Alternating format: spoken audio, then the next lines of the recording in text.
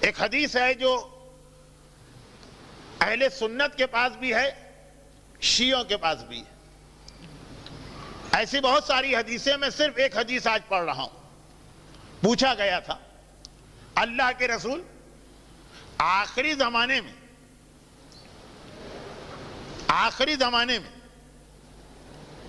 مسلمانوں کی حالت کیا ہوگی؟ اور یہی حدیث صادق آل محمد امام جعفر صادق علیہ افضل الصلاۃ والسلام سے بھی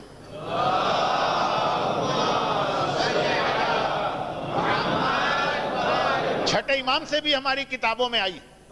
تو امام فرماتے ہیں ہمارے شیعہ دھرم مضبوط ہے، ہمارے بیٹے کا انتظار کر رہے ہیں لیکن تیاری نہیں کی ہوئی۔ کیا مطلب مولا؟ کہا سنو، آخری زمانہ وہ ہوگا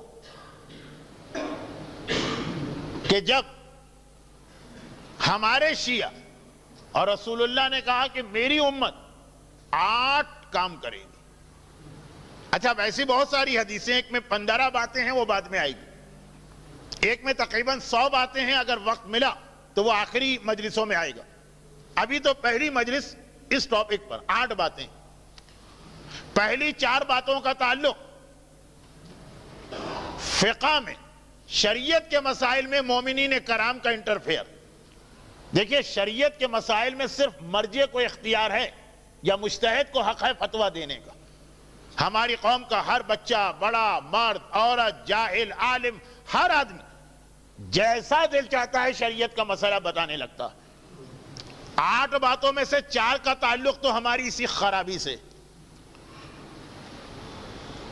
اور 4 باتیں عام ہیں۔ فرماتے ہیں کہ آخری زمانے میں ہمارے شیعوں کی حالت ہوگی کہ 4 گناہ بہت زیادہ کریں گے۔ اچھا، اب یہ جو 4 گناہ ہیں، یہ تو ہر دور کا شیعہ کرتا رہا۔ کون سے 4 گناہ؟ شراب بہت پیئیں گے، گانے بہت سنیں گے، رشوت بہت دیں گے اور لیں گے، سود بہت زیادہ کھائیں گے، بیاج، رشوت، گانا، شراب۔ لیکن پوری تاریخ دیکھ ڈالیے، شراب اور گانا اور سود تو بہرحال رہا۔ کہا آخری زمانے کا جو مومن ہوگا وہ ذرا ہوشیار ہوگا، چالاک ہوگا، وہ ڈش اینٹینا کے زمانے کا ہوگا، وہ انٹرنیٹ کے زمانے کا ہوگا۔ تو وہ ایسے شراب نہیں پیے گا، وہ ایسے رشوت نہیں کھائے گا، وہ ایسے گانا نہیں سنے گا۔ یہ فرق ہو گیا آخری زمانے کے مومن میں اور پہلے زمانے کے مومن میں۔ 100 سال پہلے بھی کوئی مومن گانا سنتا ہوگا اور آج بھی گانا سن رہا، مگر ایک فرق ہے۔ کہا کہ آخری زمانے کا مومن شراب پیے گا، لیکن پہلے شراب کو کہیں نہ کہیں سے حلال ثابت کرے گا۔ پرانے زمانے کا مومن شراب پیے گا، یا تو حرام سمجھ کے پیے گا یا حرام و حلال کی بات ہی نہیں کرے گا۔ آخری زمانے میں ایسا نہیں ہے۔ چالاک مومن ہے، ہوشیار مومن ہے، وہ ادھر سے ادھر سے کوئی دلیل لائے گا اور کہے گا شراب حلال ہے۔ میں نے ابھی حال ہی میں کسی مجلس میں پڑھا تھا، اور یہ بالکل صحیح بات کہ کتنے سارے مسلمان آج یہ بحث کرتے ہیں کہ دکھاؤ قرآن میں کہاں لکھا ہے کہ شراب حرام۔ ہاں، یہ ہے کہ شراب اچھی چیز نہیں، تو بہت ساری چیزیں اچھی نہیں ہیں، لیکن حرام کہاں لکھا؟ آج سے 40 سال پہلے، آج سے 30 سال پہلے لوگ ایک بات کہتے تھے خالی، مولانا یہ دکھائیے قرآن میں یہ کہاں لکھا ہے کہ داڑھی رکھنا ضروری ہے۔ داڑھی کی بات کرتے تھے، وہ بھی اتنی عقیدت کے ساتھ کہ جیسے باقی تو پورے قرآن پہ عمل کر رہے ہیں۔ بس یہی ایک چیز رہ گئی ہے، یہ بھی کوئی اگر ان کو دکھا دے تو فوراً رکھ لیں گے۔ لیکن چلے، وہاں تو بات سمجھ میں آتی ہے، لیکن وہ داڑھی والی بات آج شراب تک پہنچ گئی۔ کہاں لکھا ہے شراب کے اندر؟ کہاں لکھا ہے قرآن کے اندر کہ شراب حرام ہے؟ تو معصوم کہتے ہیں کہ آخری زمانے میں ہمارا کلمہ پڑھنے والے شراب پیئیں گے، لیکن پہلے اسے حلال کریں گے۔ کوئی کہے گا یہ شراب نہیں ہے، دوا ہے۔ کوئی کہے گا یہ شراب نہیں ہے، اس سے تو طاقت آتی ہے، انرجی ملتی ہے، زور پیدا ہوتا ہے، بیماری کے خلاف شریر کو یہ طاقت دیتی۔ بہرحال ادھر ادھر کی بحث کر کے گانے سنیں گے، لیکن کہیں گے کہ یہ وہ گانا نہیں ہے جو اسلام نے حرام کیا ہے، یہ تو ایک تفریح ہے، انٹرٹینمنٹ ہے، یہ تو مزے کی چیز ہے۔ اللہ کبھی مزے کی چیز کو تو حرام نہیں کرے گا۔ بیاج، سود، انٹرسٹ بہت زیادہ ہمارے شیعوں کے اندر ہو جائے گا، لیکن سود کے نام پہ نہیں، پہلے وہ ثابت کریں گے کہ سود حرام نہیں، کہیں گے یہ وہ سود ہی نہیں ہے، وہ بیاج نہیں ہے جو رسول اللہ کے زمانے میں ہوتا تھا، اس وقت تو مجبور کیا جاتا تھا اور اس طرح سے فائدہ اٹھاتے تھے، آج تو خوشی سے لوگ سود دیتے ہیں، خوشی سے لوگ سود لیتے ہیں۔ یہ سود نہیں ہے، یہ نفع ہے، یہ پروفٹ ہے۔ مجھے بھی ایسے لوگ ملتے ہیں، مولانا میرا ایک مکان ہے، میں بھاڑے پہ دینا چاہتا ہوں، جائز ہے؟ میں نے کہا بالکل جائز ہے۔ تو مولانا ہمارے پاس وہی مکان کے برابر پیسے ہیں، $1000، ہم اسے بھاڑے پہ دینا چاہتے ہیں، یہ بھی جائز ہونا چاہیے۔ بہت قسم کی باتیں۔ اب یہ تو نہیں کہہ سکتے کہ سود اس قرآن میں نہیں ہے، قرآن میں کہتے ہیں نہیں، وہ قرآن والا سود کچھ اور تھا، یہ والا سود کچھ اور ہے۔ آپ لوگ تو میڈغاسکر، موریشس، یہاں سے پیرس جاتے ہیں، لیکن پیرس سے ملا ہوا ایک اور ملک ہے جسے ہم جرمنی اور آپ لوگ المان کہتے ہیں، عربی میں بھی المانیہ کہا جاتا۔ جب میں وہاں مجلس پڑھنے گیا تھا تو وہاں بحث کی تھی ایک صاحب نے کہ جی وہ سور کا گوشت بھی اسلام میں حلال ہے۔ دیکھیں کتا تو سمجھ میں آتا ہے کہ اگر کوئی بحث کرے کہ کتا قرآن میں کتے کا ذکر نہیں، یہ نہیں ہے کہ کتا حرام، وہ تو حدیثوں میں، لیکن سور کا گوشت تو قرآن میں حرمت علیکم المیتۃ والدم ولحم الخنزیر، اللہ نے تمہارے لیے سور کے گوشت کو حرام کیا، سور۔ اب وہ جرمنی میں، المانیہ میں بحث ہو رہی ہے، فرینکفرٹ میں، مولانا وہ جو سور حرام کیا تھا وہ رسول اللہ کے زمانے کا سور تھا، یہ والا سور کوئی تھوڑی تھا، وہ الگ سور ہے، یہ الگ سور ہے۔ ارے بھائی سور تو سور ہوتا نہیں، فرق ہے۔ کہا وہ رسول اللہ کے زمانے کا سور حرام تھا، یہ اس زمانے میں وہ سور تھا جو گندگی کھاتا تھا۔ انہوں نے کہا چلے میرے ساتھ، میں آپ کو المان کے فارم دکھاتا ہوں، یہاں سور کو جو برگر بنائے جاتے ہیں نا میکڈونلڈ کے اندر کا، اس سور کو اتنی صفائی کے ساتھ یہ لوگ پالتے ہیں، اتنا اچھا کھانا دیتے ہیں کہ ہمارے بچوں کو کبھی اتنا اچھا کھانا نہیں ملتا جتنا سور کے بچے کو ملتا۔ تو یہ وہ سور نہیں ہے، وہ گندگی والا سور حرام ہے، یہ والا سور تو حلال ہے، قرآن میں تو اس کا ذکر ہی نہیں۔ دیکھیں یہ بحث ہو رہی ہے، لیکن خاص طور پر سود کے بارے میں، سور سے تو پھر بھی مومن اپنے آپ کو بچا لیں گے، لیکن سود، بیاج، روپیہ ہے نا، پیسہ ہے نا، سونا ہے نا، چاندی ہے نا، کھائیں گے لیکن پہلے حلال کریں گے کہ جی یہ 1400 سال پہلے والا بیاج نہیں ہے، یہ تو نفع ہے۔ جیسے مکان کو ہم بھاڑے پہ دے سکتے ہیں تو پیسے کو بھی بھاڑے پہ دے سکتے ہیں۔ اور رشوت، برائبری، کہا کہ اسے ہدیے کے نام پر اور تحفے کے نام پہ حلال کریں گے ہمارے شیعہ۔ تو دیکھیے حدیث کو میں جلدی ملا کے پڑھ دوں۔ امام فرماتے ہیں کہ ہماری امت آخری زمانے میں بہت زیادہ شراب پیے گی، لیکن پہلے شراب کو حلال کرے گی دوا کے نام پر، اور بہت زیادہ یہ لوگ گانا سنیں گے لیکن اسے حلال کریں گے تفریح اور انٹرٹینمنٹ کے نام پر، اور سود یا بیاج کا بزنس کریں گے لیکن اسے حلال کریں گے بھاڑے یا نفع کے نام پر، رشوت ہر کام میں لیں گے یا دیں گے اور اسے حلال کریں گے کہ یہ تو ہدیہ ہے، یہ تو تحفہ ہے، یہ تو گفٹ ہے۔ اور اس کے بعد وہ دو جملے آتے ہیں جن میں سے ایک میں نے پرسوں رات کی ایک مجلس میں پڑھا تھا، وَدَنَانِيرُهُمْ یا وَأَمْوَالُهُمْ إِلَاؤُهُمْ وَنِسَاؤُهُمْ قِبْلَتُهُمْ۔ 8 باتیں ہیں جن میں سے 4 وہ ہو گئی، 2 یہ ہیں۔ اور آخری زمانے میں مومن بھی، ہمارا شیعہ بھی، اس کا مال، اس کے ڈالر اور اس کے پاؤنڈ اور یورو، یہ اس کا خدا بن جائے گا۔ وہ جو اصلی خدا ہے وہ کسی کو یاد نہیں آئے گا۔ ہاں کوئی مصیبت پڑی وہ الگ بات ہے، لیکن جو اس کا پیسہ ہے نا، یہ جو پیسہ، یہ جو مال، یہ جو دولت، یہ اس کا خدا بنے گا۔ جیسے ایک مومن ہر کام کرتا ہے اللہ کو خوش کرنے کے لیے، آخری زمانے میں اللہ کو کوئی خوش نہیں کرے گا۔ اللہ خوش ہوتا ہے تو خوش ہو جائے، ناراض ہوتا ہے تو ناراض ہو جائے۔ پیسے کو خوش کرنے کے لیے ہر کام کیا جائے. اگر پیسہ کمانے کے لیے باپ سے رشتہ توڑنا ضروری ہو جائے تو پیسے کی وجہ سے باپ کو بھلا دیں گے, اور پیسہ کمانے کے لیے دشمن اہل بیت سے دوستی کرنا پڑے تو پیسہ کمانے کے لیے اہل بیت کے دشمن سے ہاتھ ملا لیں گے.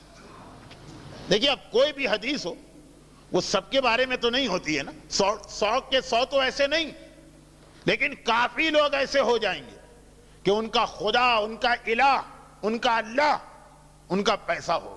پیسہ جو ہے اس کو خوش کرنا. لوگ خمس نہیں دیتے, لوگ زکوٰۃ نہیں دیتے, لوگ چیریٹی نہیں کرتے, اور اگر دیتے بھی ہیں تو غلط طریقے سے دیتے ہیں. کیوں؟ اس لیے کہ پیسہ کہیں ہاتھ سے نہ نکل جائے, اس کو اپنے ہاتھ میں بچا کے رکھنا. چاہے اہل بیت ناراض ہوتے ہیں, بھلے ناراض ہو جائیں. اگرچہ اچھا, خمس میں 2 باتیں یاد رکھیے گا. ایک تو دینا ہے اور پھر صحیح طریقے سے دینا ہے اور صحیح آدمی کو دینا. اس کی تفصیل میں فی الحال نہیں جا رہا, لیکن ضرورت پڑی تو آگے کی کسی مجلس میں اس کی تفصیل بھی آئے گی. لیکن خمس کے حوالے سے زمانے کے امام کا ایک بہت ہی اہم پیغام ہے اپنے شیعوں کے نام. وہ میں بعد میں بتاؤں گا, ہو سکا تو اسی حدیث کے بعد, ورنہ کل پرسوں کی مجلس میں. ابھی تو حدیث پوری ہو جائے اور ان کی عورتیں ان کا قبلہ ہو جائیں گی. قبلہ کسے کہتے ہیں؟ آپ جو کام کرتے ہیں اچھا کام, قبلے کے ڈائریکشن میں بیٹھتے ہیں بس. اب یہ جو کام کرے گا پہلے اپنی عورت سے پوچھ کے کرے گا. اتنا زیادہ عورتوں کو خوش کیا جائے گا کہ غیرت ختم ہو کے رہ جائے گی. جو مومن کی سب سے اہم صفت ہے, غیرت ختم ہو کے رہ جائے گی. مولا کی ایک حدیث ہے نہج البلاغہ میں, غیرت المرأۃ کفر و غیرت الرجل ایمان. عورت کے حوالے سے کہ مرد کے پاس غیرت ہو تو یہ ایمان ہے. یعنی اگر کسی مرد کے پاس غیرت نہیں تو اس کا مطلب یہ ہے کہ وہ بے ایمان ہے. یہ بھی تو غیرت کا مسئلہ ہے کہ مرد ڈاکٹر کے, لیڈی ڈاکٹر کے ہوتے ہوئے مرد ڈاکٹر سے اس طرح علاج کرانا, جو حتی آغا سیستانی کے فتوے میں بھی حرام. میں تفصیل میں نہیں جا رہا ہوں کیونکہ مسائل بتانے کا میرے پاس وقت نہیں. لیکن نساؤہم قبلتہم, عورت کو خوش کرنا ہے, اس کو اپنا قبلہ بنا لیا.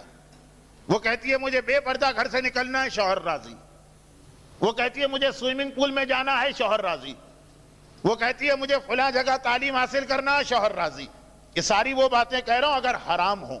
فتویٰ تو مرجع کے فتوے کی کتاب پڑھ کے اس حدیث کو سمجھیں. عورت قبلہ ہے, جو عورت کہے گی وہ مرد کرے گا. وَلَا يَبْقَ مِنَ الْقُرْآنِ إِلَّا رَسْمُهُ. 7ویں چیز حدیث میں, 8 چیزیں آخری زمانے کی نشانیاں, ان میں سے 7ویں چیز وَلَا يَبْقَ مِنَ الْقُرْآنِ إِلَّا رَسْمُهُ. یہ والا ٹکڑا حدیث کا تو کئی اور حدیثوں میں آیا. حتیٰ نہج البلاغہ میں بھی مولا نے ایک جگہ آخر میں ارشاد فرمایا, آخر نہج البلاغہ.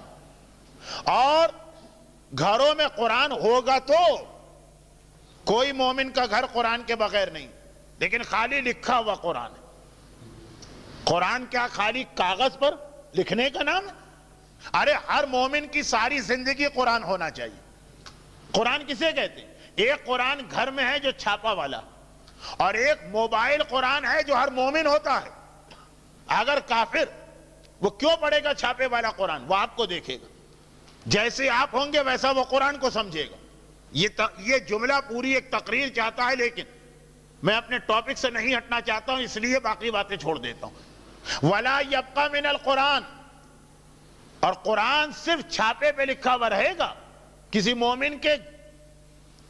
مومن کی زندگی میں قرآن نظر نہیں آئے گا. اور رمضان قرآن کا مہینہ, یا علی یا عظیم یا غفور یا رحیم, اسی دعا کے اندر آپ کو پورے 30 دن یاد دلایا گیا, بلکہ 30 نہیں, 30 تو دعا افتتاح, یہ تو 150 دفعہ روزانہ 5 نمازوں کے بعد یہ دعا پڑھنا. کیا شہر عظمتہ وکرمتہ وشرفتہ الذی فرض فیہ صیامہ, لیکن وانزلت فیہ القرآن ھدی للناس وبینات من الھدی والفرقان. روزانہ 5 مرتبہ آپ کو یاد آتا ہے رمضان میں کہ قرآن اس مہینے میں نازل ہوا. شب قدر کے اعمال میں آپ سر پہ قرآن رکھتے ہیں، لیکن وہ بھائی چھاپے والا قرآن. یہ تو امام نے بھی کہا اور نبی نے بھی کہ آخری زمانے میں قرآن ہوگا، لیکن وہی کاغذ والا قرآن. وَلَا يَبْقَ مِنَ الْإِسْلَامِ إِلَّا اسْمُهُ، اور اسلام بالکل ختم ہو جائے گا، صرف نام ہوگا اسلام کا. ہم نے کسی سے پوچھا آپ کون ہے؟ کہا مسلمان. آپ کون ہے؟ کہا مسلمان. بھئی مسلمانوں والی کیا چیز آپ میں پائی جاتی؟ وَلَا يَبْقَ مِنَ الْإِسْلَامِ، اور اسلام سوائے نام کے اور کچھ نہ رہے گا. جب صرف نام کا اسلام. اچھا اصل اسلام کسے کہتے ہیں؟ یہ انشاءاللہ ایک مجلس میں اس لیے بتانا کہ اس کے بغیر یہ حدیث سمجھ میں نہیں آئی، لیکن ابھی تو اتنا سمجھ لیجئے کہ ایک ہوتا ہے سونا، ایک ہوتا ہے خالص اور اصلی سونا، ایک ہوتا ہے کھوٹا سونا. دیکھنے میں دونوں ایک جیسے لگتے ہیں، اس لیے کبھی کبھی لوگ دھوکہ کھا جاتے ہیں، فراڈ میں آ جاتے ہیں، کھوٹا سونا خرید لیتے ہیں، دیکھنے میں تو وہ بھی سونا لگتا. وَلَا يَبْقَ مِنَ الْإِسْلَامِ إِلَّا اسْمُهُ، ایسا تو نہیں ہے کہ کھوٹا اسلام ہمارے پاس ہو. تو اب سنیے پوری حدیث.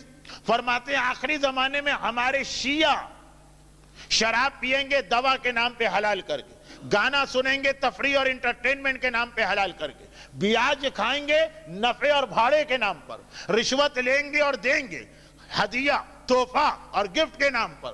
ان کا پیسہ، ان کے ڈالر ان کا خدا بن جائے گا، ان کی عورتیں ان کا قبلہ بن جائیں گی. ان کے پاس قرآن خالی چھاپے پہ لکھا ہوا ہوگا، ان کی زندگی میں قرآن نہیں ہوگا. اور وَلَا يَبْقَ مِنَ الْإِسْلَامِ إِلَّا اسْمُهُ، اور اسلام صرف نام کا ہوگا، اصلی اسلام کہیں نہیں ملے گا. یہ 8 باتیں جب ہو جائیں تو وہ آخری زمانہ بھی ہے. میری مجلس کا پہلا حصہ ہم کیسے کہہ سکتے ہیں کہ یہ آخری زمانہ؟ کچھ حدیثوں کی مدد سے، جن میں سے ایک حدیث یہ، اور یہی حدیث بتا رہی ہے کہ آخری زمانے میں ہماری کیا خرابی ہوگی، جس کی وجہ سے ہم میں سے بہت سارے، سب نہیں بہت سارے امام کے لیے دعا کرتے رہیں گے، اور جب امام آئے گا تو ہم ہی امام کے خلاف ہو جائیں گے. کیونکہ امام آ کے شراب کو بھی حرام کرے گا، ہم تو عادی ہیں، گانے کو بھی حرام کرے گا، اس کے بغیر تو ہماری افطاری ہضم نہیں ہوتی، بیاج کو بھی حرام کرے گا اور رشوت کو بھی حرام کرے گا.